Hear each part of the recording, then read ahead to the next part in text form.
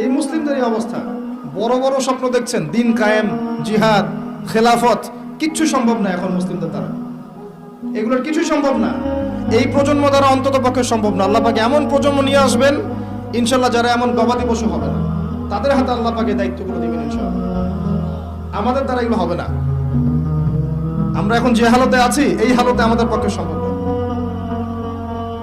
আল্লাহ রাব্বুল আলামিন কোরআনে বলেছেন, ওয়াইন তাতাওয়াল্লাউ ইস্তাবদিল কওমান গায়রাকুম, তোমরা যদি দায়িত্ব পালন করতে না পারো, তোমরা যদি তোমাদের উপর অর্পিত দায়িত্ব পালন না করো, আল্লাহ পাক অন্য কওমকে তোমাদের জায়গায় নিয়ে আসবেন। সুম্মা লা ইয়াকুনু আমসালাকুম, এরা তোমাদের মতো এরকম অপদার্থ হবে না। সুম্মা লা ইয়াকুনু আমসালাকুম, এরা তোমাদের মতো অপদার্থ হবে না। দিনের বেসিক ঠিক নাই ভাই, আমাদের দিনের বেসিক জিনিস ঠিক নাই, আমাদের কারো পরিবারের আদর্শ ঠিক নাই। আমরা মনে করছি যে আমাদের পরিবারগুলো সব জান্নাতের টুকরা, প্রত্যেকটাই জাহান্নামের টুকরা, ইল্লা মাশাআল্লাহ। আর যারা সঠিক দিনের উপর আছে, এদের সংখ্যা নিতান্তই নগণ্য।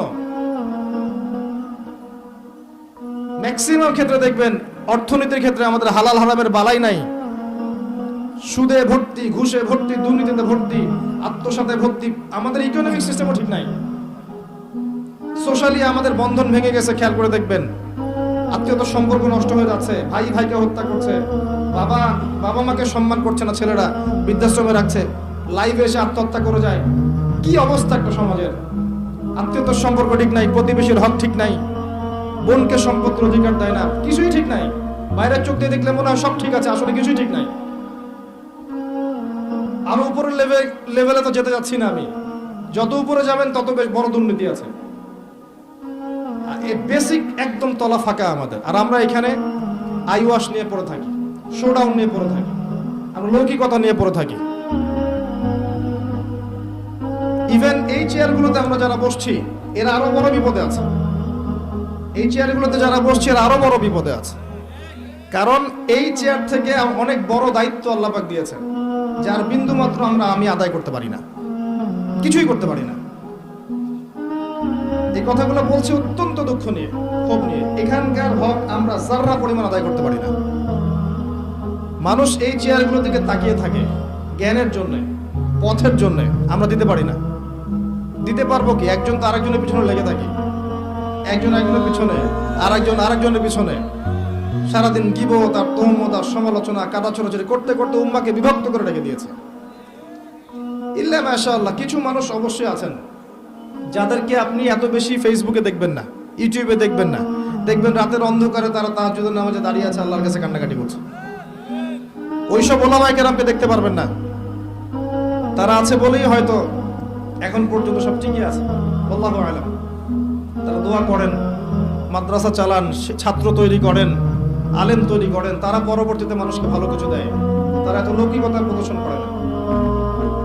পরকালের সেলিব্রিটি আসল সেলিব্রিটি, দুনিয়ার সেলিব্রিটিজমের কোনো দাম নাই। আমাদের কমন সেন্স গুলো দিন দিন নষ্ট হয়ে যাচ্ছে, জানেন? আমাদের কমন সেন্স গুলো কমে যাচ্ছে। দেখবেন আপনার বাড়ির পাশে জোরে গান বাজছে, আপনি গিয়ে বলবেন ভাই একটু কমায় দেন, আরো জোরে বাড়াই দিবেন।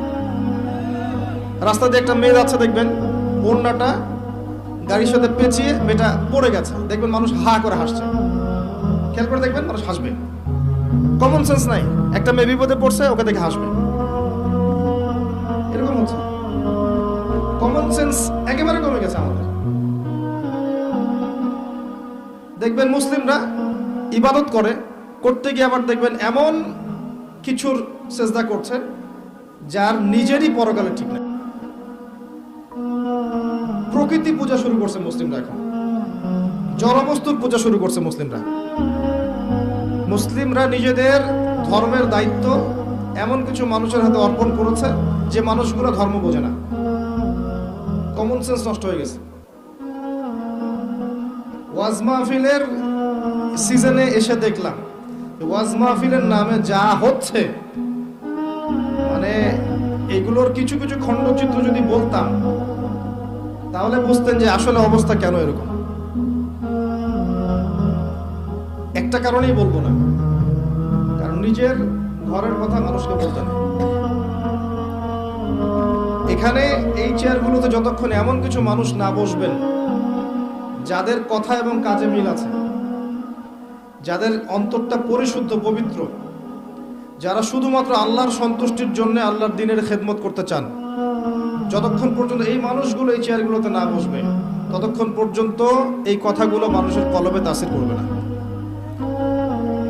প্রচুর কথা শুনেছেন সারা জীবনে, কতগুলো কথা আপনার কলিজে আঘাত করেছে এটা খেয়াল করুন। এক রাত মাহফিল করলাম, বাসায় গিয়ে চলে গেলাম, ঘুমিয়ে গেলাম, বাকি দিনগুলো নর্মাল স্বাভাবিকভাবে যাচ্ছে। এটাই যদি হয়ে থাকে তাহলে এই মাহফিলের উদ্দেশ্য সফল হবে না। একটা কনস্ট্রাকটিভ বিষয় জানবেন, বুঝবেন, এটা আপনার জীবনে প্রভাব বিস্তার করবে, এটা আপনি আরো 10 জনকে বলবেন, প্রচার করবেন, প্রসার করবেন, তখন গিয়ে এটা সার্থকতা লাভ করবে।